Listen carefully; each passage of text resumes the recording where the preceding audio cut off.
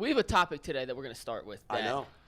Has probably taken more time to put together than anything we've ever done on the show.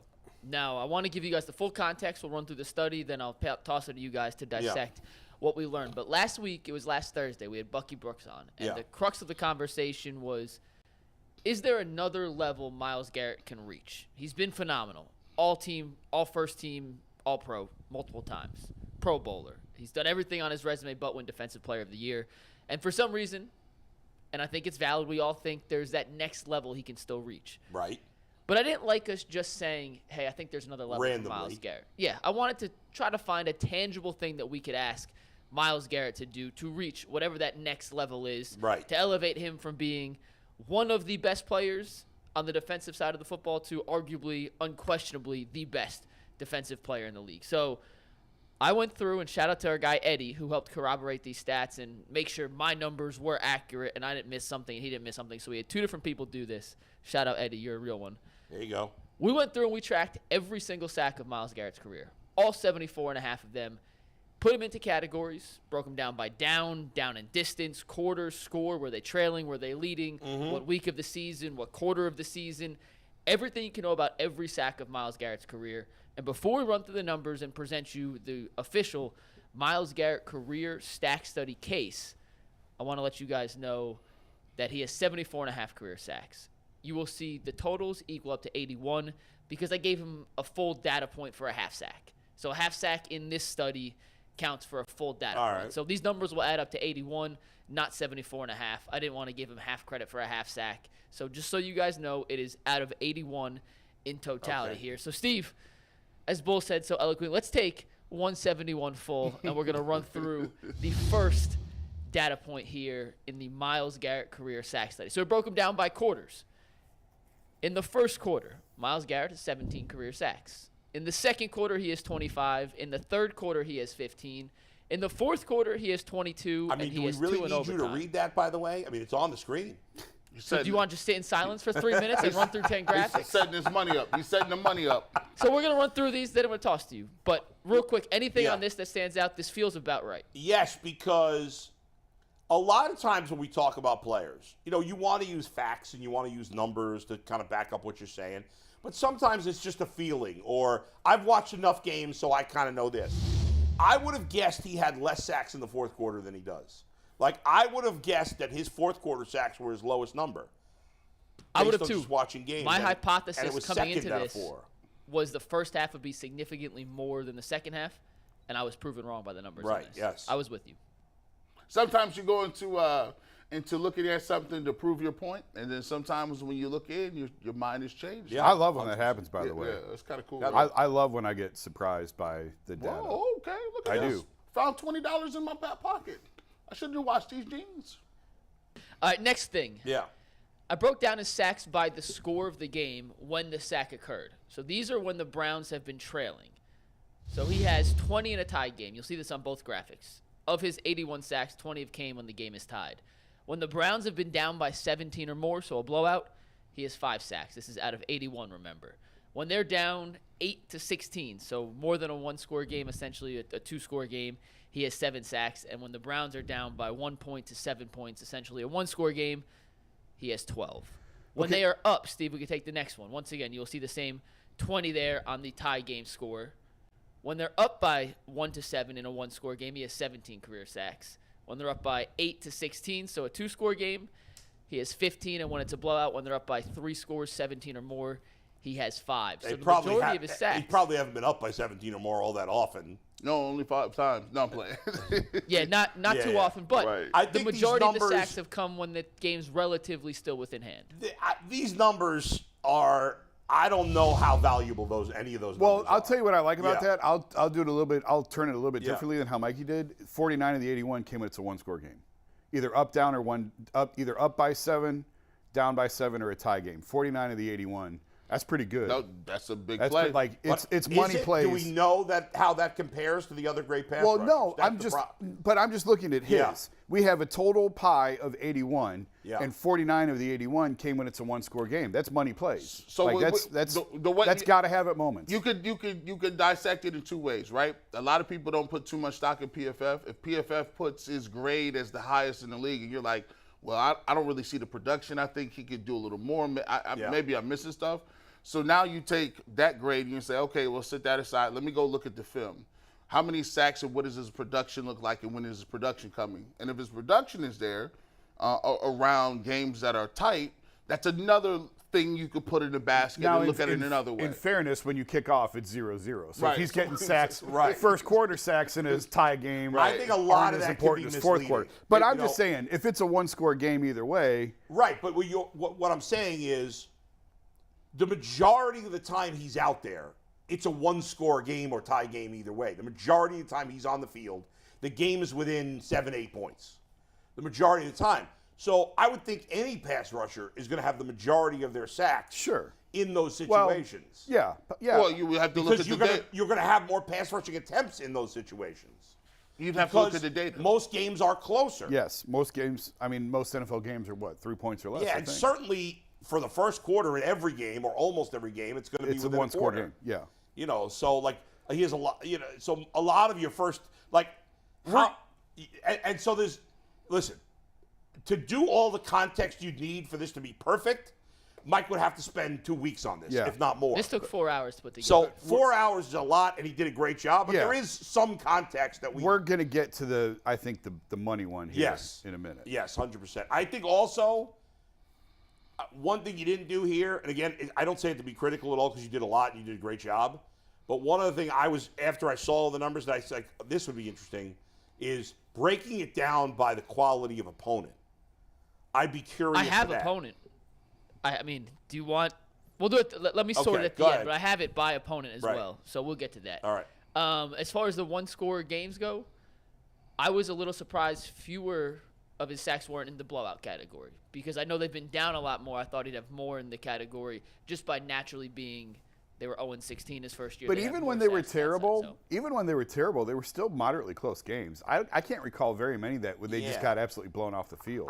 If you looked up the amount of plays he was on the field, where the Yeah, other team I'm not threw- tracking No, I'm saying plays, But that's- if you actually did it, if you looked up every play he was on the field, every time the other team threw the ball, I would bet you he's got way more plays that are absolutely. Yeah, within a touchdown absolutely. either way than That anything is else. unquestionably true. Yeah. All right. Next up, I did sacks by down. This was just more interesting. I don't think this really Yeah. tells us anything. But of his 81 career sacks, the thing that stood out to me is he has 0 on fourth down. Mind you, very few opportunities to rush the passer yeah, on most fourth of down those are and get probably sacks. runs, or a lot of those But are runs. He has 33 on third down, 26 on second, 22 on first. To me, that lined up pretty much how I would expect. And, Yeah, and third down, when you are getting graded as defensive ends and players, third down is looked at as money down. You get paid for third down. If you get production, tackles for loss, sacks on third down, that's more production than on first or second down. They always say you got to stop people on first and second down to earn the right to get to money down, which is third down. He has 33 sacks on third down, which is more than the first two downs. Now, granted, you can look at it another way, trying to be fair. Yeah. Third down is They're a gonna throw passing. it. Yeah, passing, I mean, you're going to it's more a often passing- throw the ball on third down. It's a pass down. All right, next up, Steve, we go right to the next one here, and we can discuss the next category that it was broken down by, and that is sacks by week of the season. Now, I split these into quarters so it could fit on graphic. I split it up between weeks 1 through 5, weeks 6 through 10, weeks 11 through 14, and weeks 15 through 18. My biggest qualm with the NFL changing the schedule from 16 to 17 games is now it's not 4 equal quarters. So the first two have an extra game in them. The bottom two only have 4 games. And I know they're split into weeks, so it's not exactly apples to apples. We have the games comparison, which we'll get to later. But as you can see, he had 32 sacks in weeks 1 through 5 in his career. He has 25 sacks in weeks 6 through 10, 13 sacks in weeks 11 through 14, and 10 sacks in weeks 15. Do you have the amount of games played in each I of do. those groups? It's great you asked, Okay. Bull. I have the amount of games and the percentage of games possible that he could have played and played. So in weeks 1 through 5, and Steve, please leave this graphic up. He could have played in 30 total possible games in weeks 1 through 5 in his career. He's played in 25 of them. It's 83% play rate in weeks 1 through 5. Okay, so that means he's averaging almost 1 1/3 sacks per game, weeks 1 through 5. Correct. 25 games played, 32 sacks. Okay.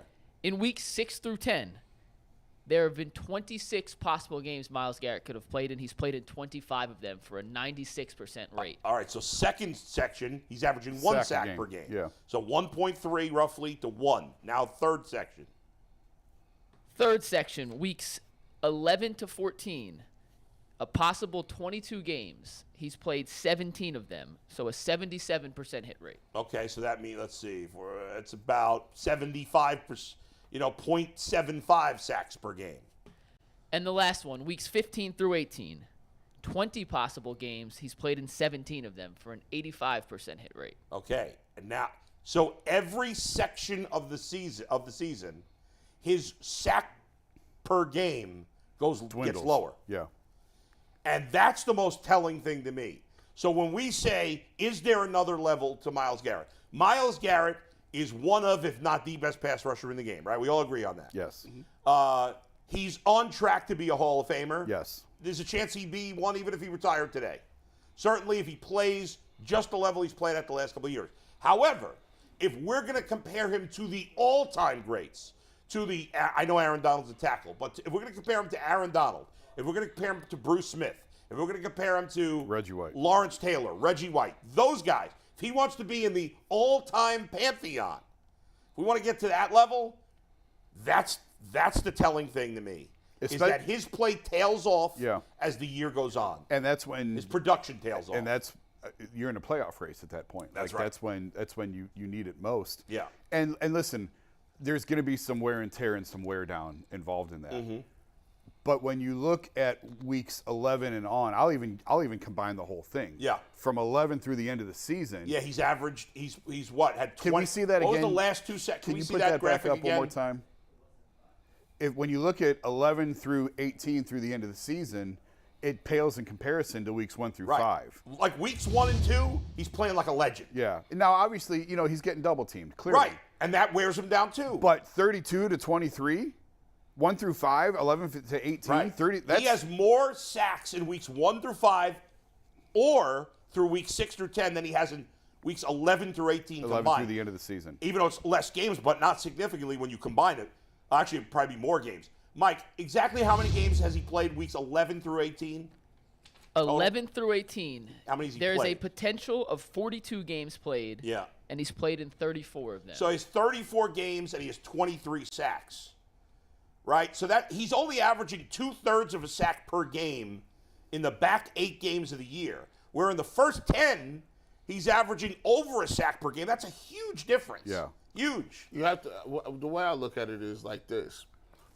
There is going to be attrition. So when you are coming into the league and you're a pass rusher, and you look at the Browns roster, there is nobody in 6, 7 years. There's nobody who has been a consistent threat anywhere else on the defensive line. So that's right. That's fair. If you are Myles Garrett and I'm a coach, it's very easy to take him out of a game. Here's what we're gonna do: you're gonna get double teamed, and we might put a back over there. Well, then might put a tight end over there. But why are they not doing that early in the season, or why is he able to beat it early in the season if they are? So if you think about it, it's early in the season. You got more energy. By the time you get to week 13, 12. Right. You playing with guys that you've been getting double teamed the most out of everybody in the entire league. Yeah, he's always near the top of that category. That is why I've always said you cannot just lean on Myles. You gotta bring somebody else. Well, this year will be very telling. Yes, because he has by far more talent around him on that line than he's ever had. Mm-hmm. He has another guy that's been a premier pass rusher. Yes. He has a young guy that's an up and coming, appears to be at least a solid pass rusher. And he's got the best defensive tackle he's ever played with. Yep. So he should have a monster year. He should not get double teamed as much. Now, he's Myles Garrett. He's one of, if not the best player. He's still going to get double teamed, but not as much. Yeah. Not as much. because the other guys will be able to take advantage of those double teams more than other players have. In the Again, past. for me, like when I watch him, there's some things that I would always love to see Myles Garrett do. Like, I think he's never really played in a system where it was all about penetration. He is so explosive off the line of scrimmage. Pause. Super. Oh my gosh, just stepped in that one, G. Bush. Yeah. Greg Williams used to be like, I only want to see you do one move. I look at it like this: like he has to get to a point where I need the penetration sacks. I need the. Oh my goodness, Myles Garrett just made the running back have to go completely the other way because he's in the backfield again. Right. For me, it's the tackle for losses. To me, it's those splash. You could have splash plays in terms of your pass rush. Of course, you get paid for sacks, but you can also have tremendous splash plays on first and second down where No you're doubt. just completely disruptive. Mike, how old is Myles Garrett now? Can you tell me his exact age? Myles Garrett today 27. is 27 years old and 175 days. So halfway to 28. Oh, okay. I got you. 27 and a half. So he's You asked around, for his exact age. I gave it to you years and what is days. his birthday? In January? December 29th. Okay. So he'll turn 28 at the end of the season. It feels like if you want to be, and that's the thing. Like sometimes I feel like people are like, you're critical of Myles Garrett. No. I think Myles Garrett's great. I think Myles Garrett's probably going to the Hall of Fame. But I want to put him in the category with the all-time greats, and he can't be You there. get held to a higher standard. That's right. And he can't be there. He certainly can't be there if he never wins a Defensive Player of the Year, which he's never won. And I think this is his best opportunity to do so. Just like in baseball, you gotta have two things. Like if you look at like guys, the GOATs like T.J. Watt or J.J. Watt, he would deflect passes on top of giving you those sack totals. Yeah. On top of tackles for loss. When you look at Reggie White, always played the run very well, still gave you sacks. Right. I think Myles Garrett has to be more than a sack guy That's in order true, to too. get You're to right. that level where you like a complete dominant football player, and I think he can get there. It's just, and also throw that kind of on the opposite end of the spectrum. It's like, if the Browns were good, we'd have a different perspective, right? If the Browns were perennially in the playoffs and winning and winning and up for the division, you naturally get a boost. So some of those years where you got 16 sacks and you may not be all-pro, or 16 sacks and you didn't get many Defensive Player of the Year votes, that changes if you have a team that is consistently playing and is good. And so that's where I think he kind of gets mixed with T.J. Watt a little bit, because T.J. Watt is playing for the Steelers, who already come with a cachet for defensive players. So you automatically kind of get that piggyback. And they're a playoff contending team. I think that also plays a factor in it as well. It's funny you mentioned TJ because, Mikey, don't you have the graphics for some of the other That teams? is where we're going next. Yes. So we just did by quarters of the season based in weeks. Do you have games? We played do or- have games. Okay. So we're going to start with Myles. I'm curious. And we did this for Myles, T.J. Watt, Micah Parsons, and Aaron Donald. Now, they all have different amounts of sacks, but we'll see a trend different here. amount of games played. Okay. Different amount of games played. Yeah. Micah Parsons only played 2 seasons. Yeah. But we'll see if the trends can be comparable and if there's any outliers between these 4. Now, this is exact comparable to comparable. Weeks, or this is not weeks. These are games. 1 through 4, 5 through 8, 9 through 12, and 13 plus. Thanks, Pro Football Reference, for having this easily sortable on their website. In the first 4 games of the season, Myles Garrett has 24.5 sacks. In the second 4 games of the season, those are games 5 through 8, regardless of week, 24.5 sacks. Games 9 through 12, it drops till 12. And then in games 13 plus, because they added again, a 17th game. Again, very similar to what we saw. Stark with the, drop-off after big in the drop-off. second half of the season. Now let's go to the next one, Steve. We'll go right down the line. We have 4 in a row of the same breakdown. These are exactly the same categories broken down. For T.J. Watt, games 1 through 4, 18. Games 5 through 8, 20. Games 9 through 12, 19. Games 13 plus, 20.5. Now, I don't know what his games. I don't know if there's a big. I don't have their outside games of last breakdown. year. I don't think he's missed any significant Just the time. consistency of that, though. You Right. don't need the games. But if he had played a lot more games in one than the other, but he's never really been hurt outside of last year, I don't Right. think. So, I mean, That's incredible consistency. Right. And I don't have the game breakdowns for the other guys. This is the only stats for them I have. Next week, we're going to come back and try to get more apples to apples for the rest of these. But for today, this is the only comparable graphic. And I think ultimately that's why a lot of people think T.J. Watt's a little better than Myles Garrett, because He's been more productive late in the season. Yeah. When things are on the line. Not to mention the Steelers have played more big games than the Browns have. Yeah. In the regular And I'm season, sure, I mean, in their careers. you're a professional, you have to do it, but I'm sure it's hard to get up for some of these November, December games doubt that when you're Myles out has of been it. involved in. Yeah, You're out sure. of it. The organization's on fire, and Yeah. you're expected to go out there and compete. That's right. But at the same time, this is your legacy on the line. That's right. And you're getting paid a lot of money. You're getting paid a lot of money, and if Yeah. you want to be the greatest, then you have to figure out how to do it. Right. We have Okay, two that's good. more Yeah. pass rushers in the exact same breakdown. This is Micah Parsons, who's only played 2 seasons, much fewer numbers, but the trend similar here to Myles Garrett. Yeah, look at that. 6.5 in games 1 through Well, 4. I wouldn't say it's similar to Myles Garrett because the third group he's actually is his best. Well, look at 13 and on. Yeah, but I just don't know, like 4.5 or more 6.5. similar than to T.J. Watt. He falls more towards the Myles Garrett side than the T.J. Than Watt. TJ. It's kinda Which I'm in not, and I'm not between. splitting them in 2 different categories. Yeah. I'm just saying this is the breakdown here based on games: 6.5, 6.5, 9, and then Now, he 4.5. hasn't played, Also, obviously. yeah, we don't enough. have the very big sample It's size. not on enough of a him. sample size because right now, 1 through 4, 5 through 8, and then 13 plus is only a 2-sack difference. Yeah. So where's it going to go? I think he's almost to the side because it's not enough games. Then we have one more, Aaron Donald, Who's who played the plays most games, obviously. bit of a different position than Myles Garrett, defensive tackle. But he Yeah, actually is look a at that. slow starter. Only 17.5 in games 1 through 4, 33 in games 5 through 8, 26.5 in games 9 through 12, and then 26 in games 13 on. Yeah, I mean, So TJ and Aaron Donald are in a class of themselves. Yeah. Based on those now numbers. yes, Now, it's a little different. He's not as consistent through top through bottom, but I would take that. Oh, I, of course. I would I take mean, that Aaron Donald over is the- piling up sacks in week 1 Aaron and Donald's 2. the best defensive lineman we've seen since Maybe ever. I don't know. No, not ever. I don't know.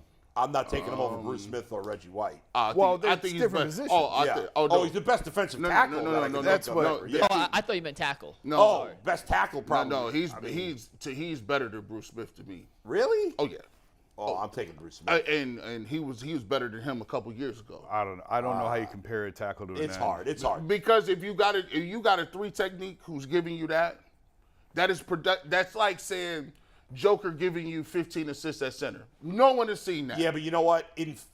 First of all, now there's advantages and disadvantages. Teams throw the ball way more than when Bruce Smith played and when Reggie White played. Yes. So there's more opportunities to get sacks. Yes. On the other hand, there's a lot of advantages for the offense in terms of like defensive players can't beat the crap out of offensive linemen like they used to be able to. Nope. You can't So who touch knows? nobody. Once we're debating Aaron Donald versus Bruce Smith, it's It's pretty hard. It's Hall of Famers. Yeah, And all-time great versus all-time Yeah. great. Who's the better all-time great? It's tricky. Go ahead, Mike. So we have 3 more things that we broke down. This Yeah. is just back to Myles Garrett here by field position, which I was interested to see where a lot of his sacks coming when the other teams were backed up, how many were in impactful positions when teams were driving. Okay. And it's about what I expected. Of his 81 sacks, 56 came in the opponent's territory, which I think makes sense. 25 in Browns territory, 11 when the other team was in the Browns red zone.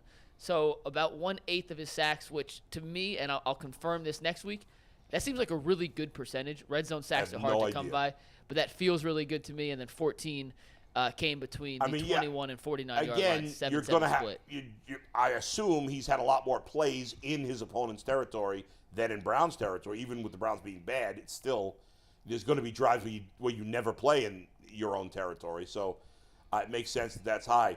You're saying you think 1/8 of the sacks in the red zone is a good number. It might be. I don't know how. Yeah, that's what I said. Clue. I'll do the mean, deep dive next week to right, compare, there's no but to me that context on feels pretty good. And, Yeah. and I thought we were going to see some other stuff in this research, and I was proven wrong. So maybe this will be another thing. I mean, I'm it's proven been wrong, but- fascinating.